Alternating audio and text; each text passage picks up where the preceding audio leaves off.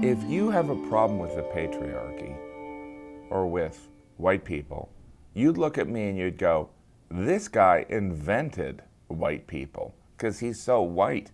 He probably invented slavery. He probably was resistant to women voting. So the weird thing is, I do feel like sometimes even people talking about Trump or some outlandish conservative opinion will kind of present things to me that are like, well, you know, some people don't support gay marriage, like you maybe. And I'm like, just because I look, you know, like a prototypical white guy villain who wants to kick immigrants out, I'm not. I mean, that's a form of bigotry in it. Anyway, I'm a great guy. I grew up in a small town in Indiana, and I feel as though living in New York or in LA or even Chicago, there is this dismissiveness to people with differing opinions, where rather than explaining our point of view, we'd rather be right. John Kerry was running for president versus Bush. There was this, I feel like there was this collective thing like, well, anyone who votes for Bush is an idiot. And I'm like, that's not how you convince people that's not how you persuade someone. And I feel like being from a red state or from a flyover area, that sometimes people on the East Coast or in LA, there is this dismissiveness of people that hold differing viewpoints. Rather than having a discussion, there's just kind of like, well, they're morons. And the thing that worries me about people that are, you know, supportive of Trump or angry about Trump, there's this absence of dialogue. Instead of saying to someone that supports Trump, like, what is it? What is it that you like?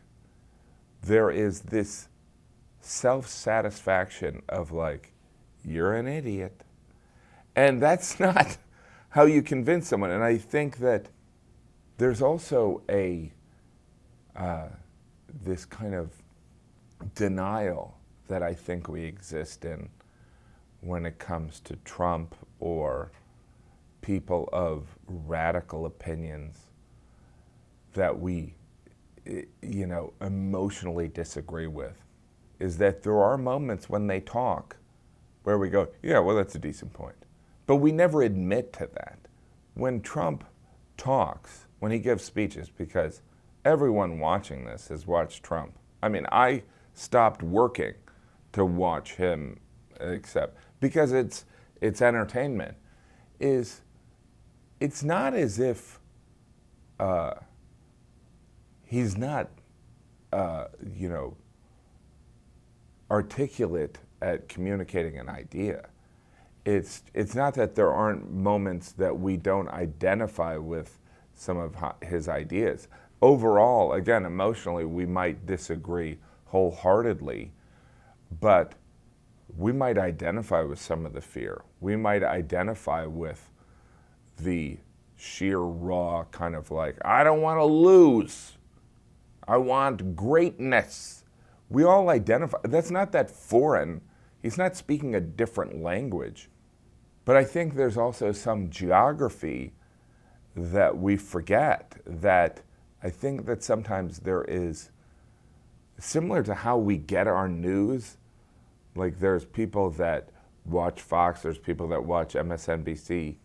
I mean, I'm a news junkie, and there was a time when I brought up, Fox News, and my friends were like, how dare you watch that? And I'm like, I would go to the Soviet Union when it still existed. It doesn't mean I'm a Marxist. You know, it doesn't mean I support communism. I just think it's weird that I personally like having friends that, you know, like comedians that I perform with that open for me on the road. I had a guy who was a libertarian, and then the next guy who opened for me was an Occupy Wall Street guy. And all three of us are friends. I kind of like people with different opinions. I like so, and I'm not dismissive of, I mean, I might casually say, you're crazy, but I mean, I love these people, and I also learn from them. So anyway, my point is I'm a great guy.